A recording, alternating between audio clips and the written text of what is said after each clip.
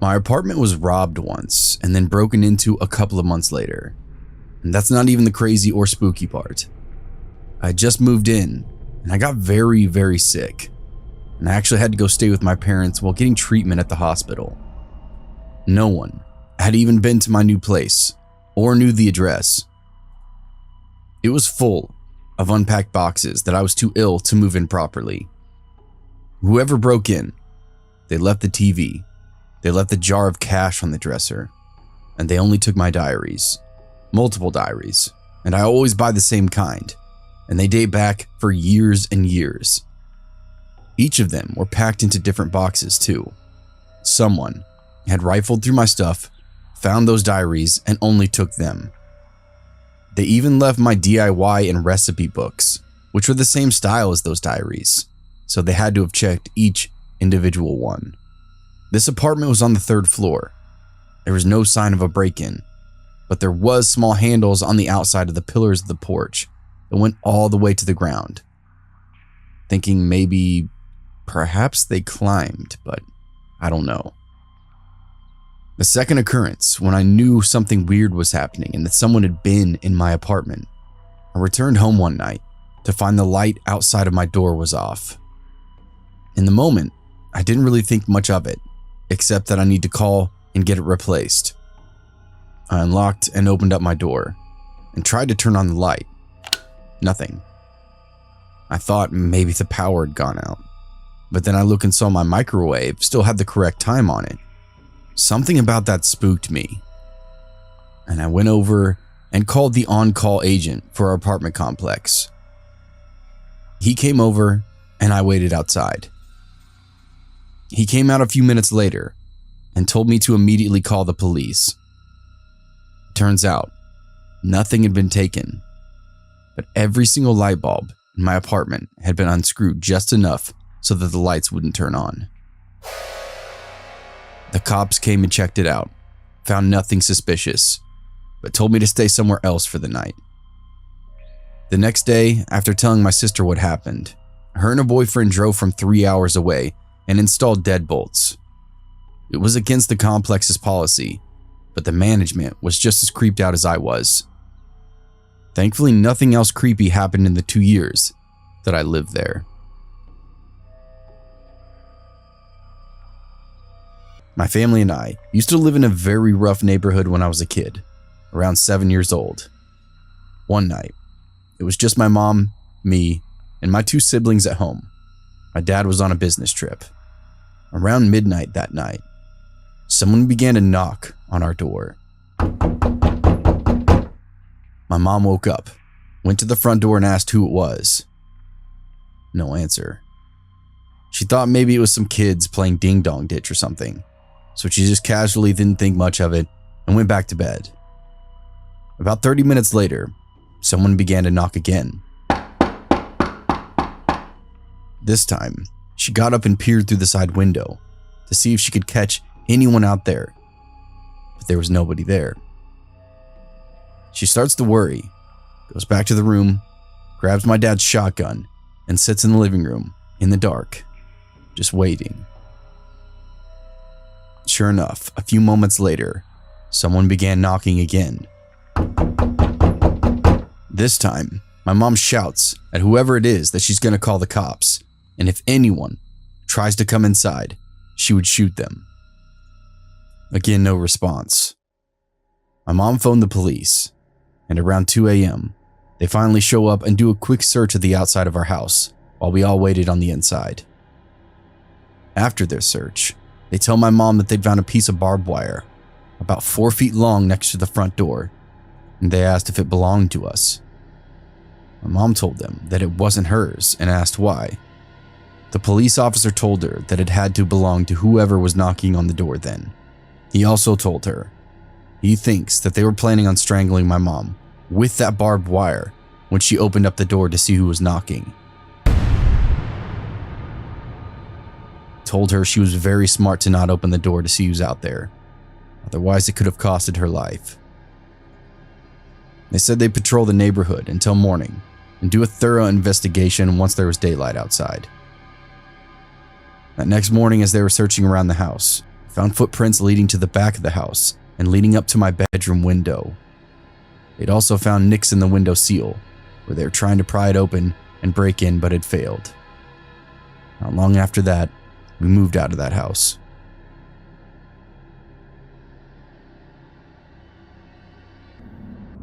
This incident happened about 5 years ago.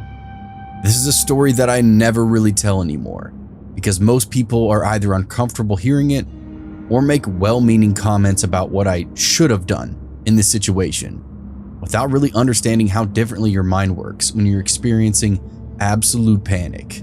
So here's my story. I was living in a relatively nice apartment in downtown Memphis, working as an ophthalmic technician. I arrived home from work at my usual time, which was around 4:30 p.m. Unlocked my door and went inside.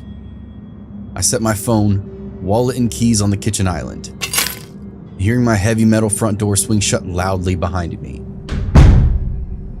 and began taking care of some errands around the house. Having grown up in a small town, it was habitual for me to not lock my door during the day, especially when I knew my husband would be home soon anyway. I've never forgotten to lock my door once in 5 years since this day. I walked through my bathroom and into my large walk-in closet and began hanging up the laundry that I'd started earlier in the day before I left for work. My front door opened. I smiled with surprise. My husband was home a little early, and I happily called out to him, "I'm in here, love."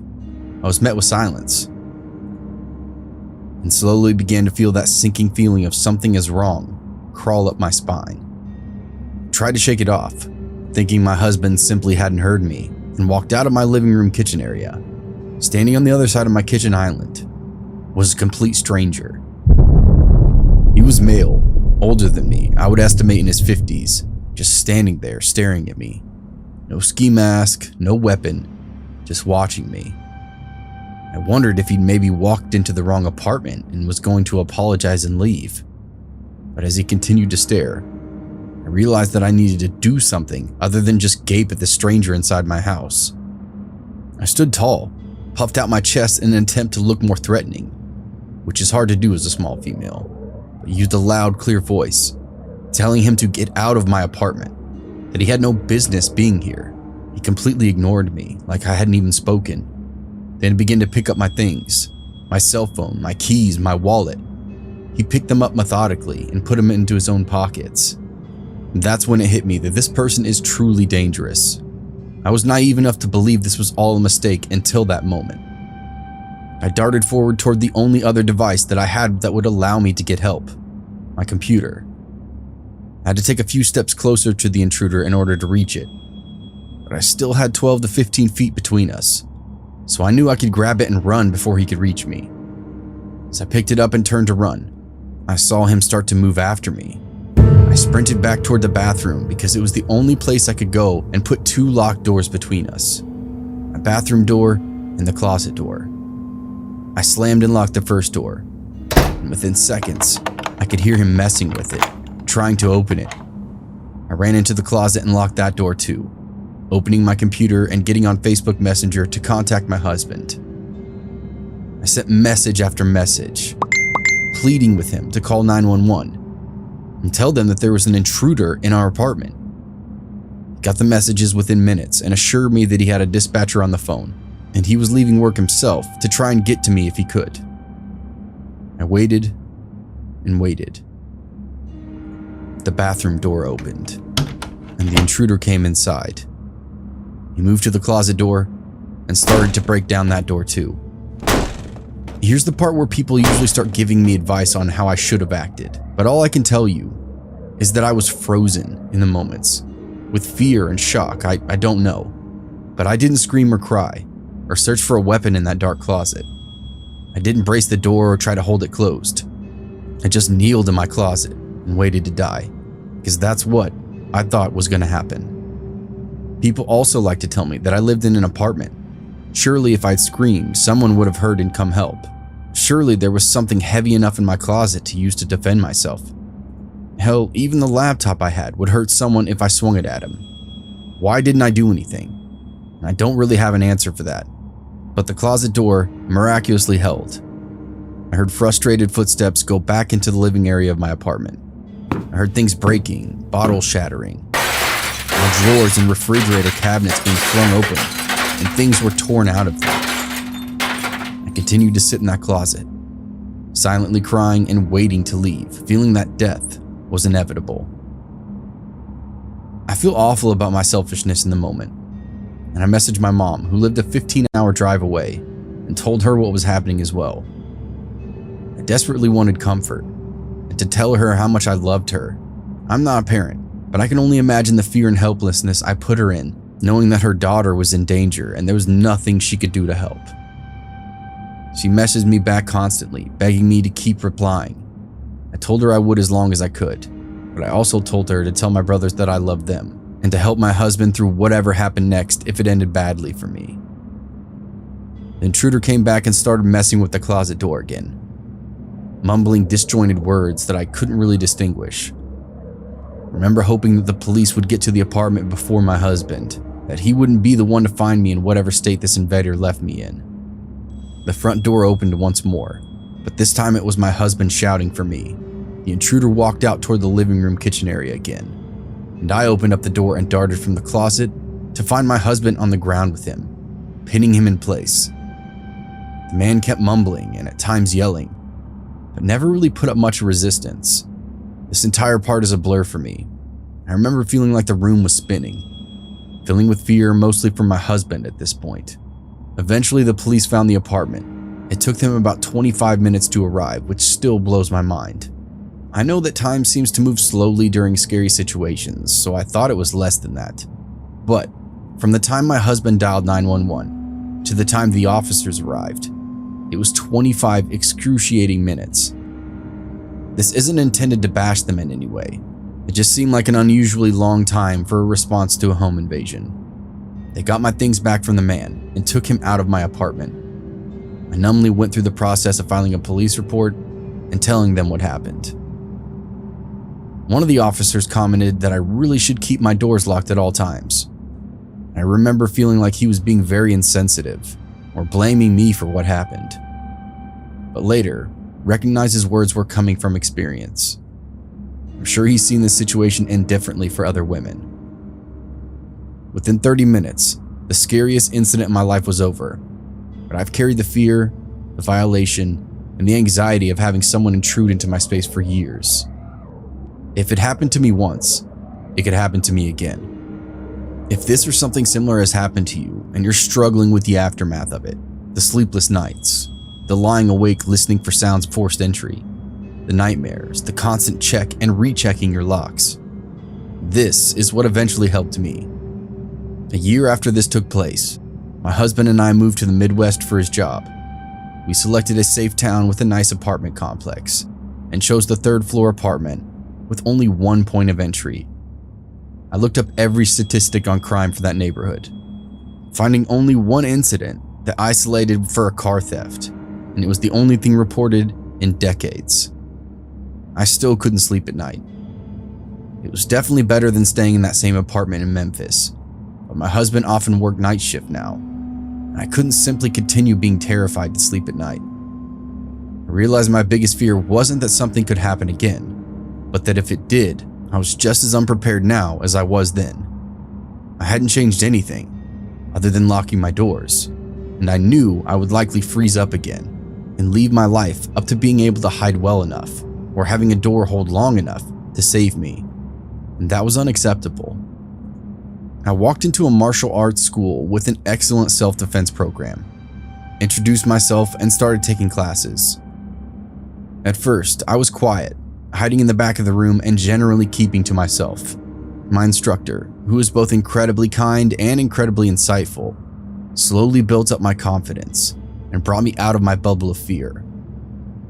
After several months of training, I finally shared my reason for taking classes with him, and he's worked with me tirelessly to give me the ability to protect myself in any environment.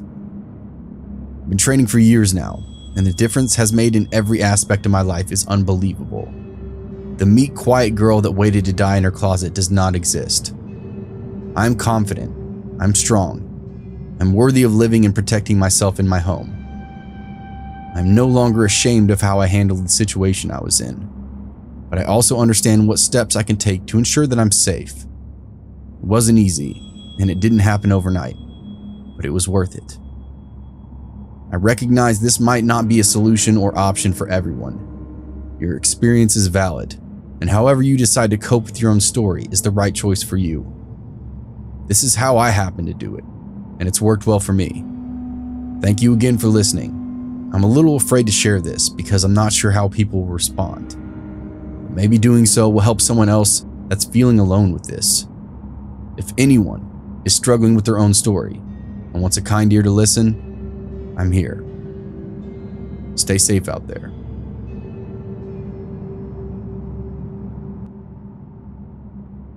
For almost a year, I didn't do anything but just work and sleep, and my 21st birthday nearly passed without me even realizing it. Fortunately, a friend sent me a text asking what I had planned, and we decided to spend that evening at our favorite club. And that night, we just drank and played pool. A few guys tried to get us back to their place, but I did the smart thing and just went home. When my friend dropped me off, I was in a pretty bad state. I had already barfed once on the way, and I was fighting like crazy not to do it again. I made it about 20 feet before I felt another puke pushing up through my throat, and my neighbor just so happened to be outside smoking and rushed over to help me. He held my hair back as I retched repeatedly for the next few minutes. He walked me to my door and helped me in when I was finished. I passed out in my living room for the next 9 hours. It's not quite the way a girl dreams of meeting her husband, but it was how I met mine. I had just gotten out of the shower when there was a knock at the door. I peeked out the peephole and was my neighbor. I was too embarrassed to face him, but I didn't want to be rude. I yelled out for him to wait a moment and quickly threw on some clothes. When I opened the door, I was kind of surprised. In my drunken state, I hadn't noticed how cute he actually was, and this just made me more self-conscious, and I couldn't even look him in the face. He asked if I was okay, and I said yes. There was a brief moment of uncomfortable silence before he introduced himself as Tyler. I said, "Nice to meet you," and slammed the door behind me. I was being rude, and I knew it, but it was still too soon to really face him. And a few days would pass before I got the courage to knock on his door. I apologized for my behavior and thanked him for his help. He smiled, and my heart melted, and I just feel like I'd fallen in love in that moment. Our relationship moved relatively fast from there. When I wasn't at work and Tyler wasn't at school, we were together.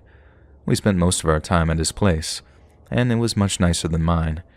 He comes from a very wealthy family, so all of his stuff was very nice, and that isn't what drew him to me. He's actually a very kind and down-to-earth man, but I'd be lying if I said that I didn't enjoy lounging in leather chairs and sleeping in ultra-soft cotton sheets. I enjoy being pampered just as much as the next woman. What can I say? Tyler has given me all the attention I needed, but there was one reason that I'd sometimes get jealous early on. Tyler's car. He loved that thing almost as much as life itself. I don't know anything about automobiles, but I remember it was made by BMW and had an M on the back. Don't get me wrong, it was a very nice car, but sometimes I thought that he cared more about it than me. Despite my feelings about it, I was happy to see it go the way it did. This was in 2017. We'd been together 9 months when it happened. We spent the evening at his apartment watching movies, and the two of us were curled up together on the couch, and the windows were cracked, letting in the cool night air. Just after 8 p.m., there was a knock at the door. Tyler got up to answer it, and I went into the kitchen to get some more wine. I'd just finished up filling my glass when I heard Tyler call me into the living room, and I still remember the hint of fear in his voice. When I turned the corner, I saw 2 guys with masks over their face, holding him at gunpoint. One of the men waved me over and told me to give him my phone, and I did as I was told. I almost dropped it because I was shaking so bad, and Tyler did the same. Then they demanded his wallet. He gave that over too without any resistance, and I started to speak, and one of the men whispered to me to shut up, and I did. They didn't ask for my money. I'm not sure why. I thought they had what they wanted and were going to leave, but then they demanded the key to the car. The pain on Tyler's face was very clear. He tried to bargain with the thieves, but they had obviously come there with one purpose. No amount of begging and pleading was going to stop them. His stalling was starting to annoy them, and the taller of the pair warned him to not play any games. He reluctantly gave in and walked over to the table where his keys were. He picked them up and walked back over to where we stood. At the last moment, he drew his hand back. The tall man let out a sort of huff and knocked Tyler across the head with his gun. I screamed, and the other guy barked at me to be quiet. I could only stand and watch as Tyler started to pour blood from his head, and the tall guy quickly said, "I warned you. Give me the keys now." And Tyler slowly raised his hand as high enough for the shorter guy to snatch them, and now that they had got what they'd come for, they quietly slipped out the door without a word. The second the door closed, I ran to the bathroom, grabbing a towel. Tyler was just lying on the floor, moaning. I placed the towel on his head, and I asked him to just hold it there while I ran to call 911. At that time, I still had a landline, and I ran across the hall to call for help. Once I was sure an ambulance was coming, I hung up and ran back to be with Tyler. The ambulance arrived within a few minutes and rushed him off to the hospital. Fortunately, he was still awake when he left. I stayed behind to answer questions, and then the cops gave me a ride to the hospital. I waited while they took Tyler for some tests to check for brain swelling and the like, and everything would come back clear, thank God. The doctors kept him overnight for observation, and I stuck around to keep him entertained. We got an Uber back to the apartment later that next day, and I could tell something was just different about him. As we passed the spot where his car was once parked, he stopped and stared for a good minute. He turned and looked at me and said, "What was I thinking? I could have died, all because of a stupid car." Tyler's parents did offer him to buy him a new BMW, but he chose a far less flashy model instead. The robbery had made him scared to own anything like that ever again, and he even stopped wearing his gold Rolex that his mom had bought him for his birthday. And now that he knew people were willing to hurt him or maybe kill him for things like that, they just lost their charm. We decided it was best to try and put the robbery behind us and move on. Even these days, when we're both successful and can afford almost anything, we live a very humble existence. That robbery taught us both something very important. You can have all the money in the world, all the fancy cars and jewelry, but nothing is worth losing your life over.